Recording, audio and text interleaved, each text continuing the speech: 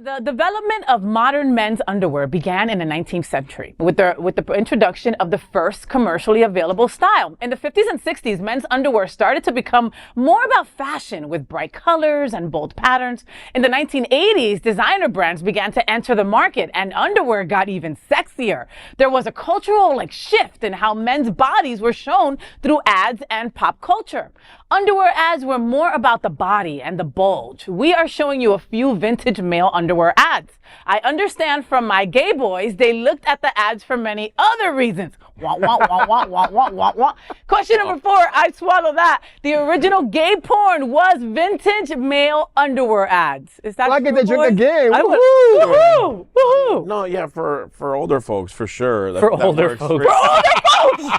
Yo! Cheers to that, older folks. Wow. We don't Yes. have underwear ads. Hold on. And since he's coming at you like that elimination, let's have a moment to say happy birthday, Happy Jonathan. birthday. Happy birthday, Turning 45 Jonathan. over the weekend. Yes. You old ass bitch talking about you. Last week you was talking about how you was breaking down and your shit didn't work and your arm didn't work. How's that fucking arm down, bitch? Ooh, so I'm not familiar very true. with international mail, and I thought it was really interesting about the whole catalog, like the Sears catalog, because I remember as a kid, being going to the mall with my mom. And going to Burdine's, which was the Florida store, which is before Macy's was in Florida.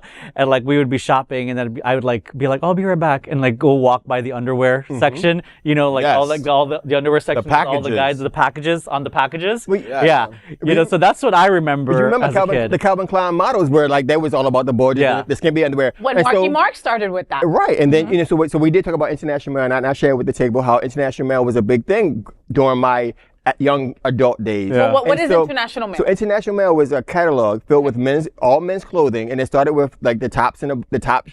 Clothing tops. Okay. Oh. I'm they pants, start with clothing the top. tops and pants. But then there were 4 or 5 pages of underwear, then another 4 or 5 pages of swimwear. And so Are those the sticky ones?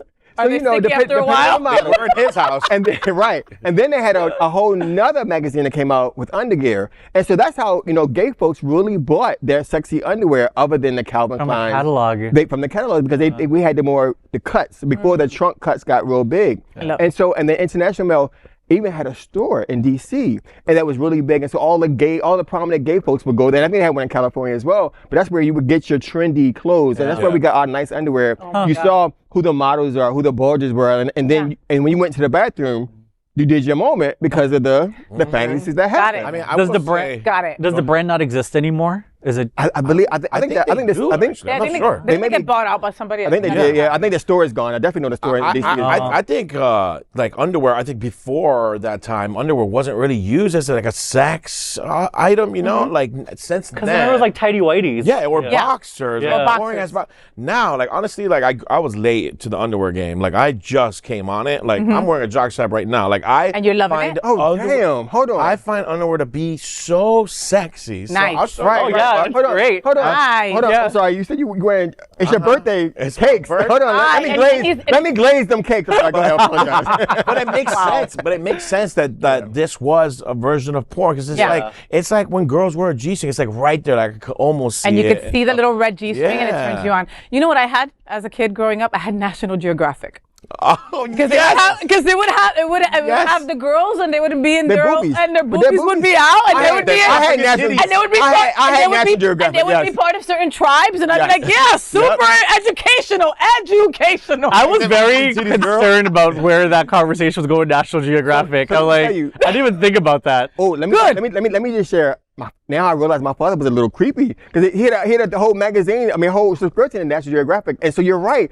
That's what we would go look at. And all of the boobies, they were free and they were just laying low. And I was Wow. Lay low. And they were beautiful, but they were sexy. They were so beautiful, and there was no shame, and it was free. Yeah. And every now and again, you could see a little ding ding because they could just the men would be. Can you just imagine my parents looking at me with a National Geographic like, I can Linda, she's trying to learn some stuff. How nice, right? I'm just like, what She's page- so smart. What page are the titties on? You know what I mean? She's trying to broaden her horizon. She's going to places beyond her reach right now. Yeah. So you're pretty and smart. Look at me. And she is now, look. I know. Now I'm just pretty.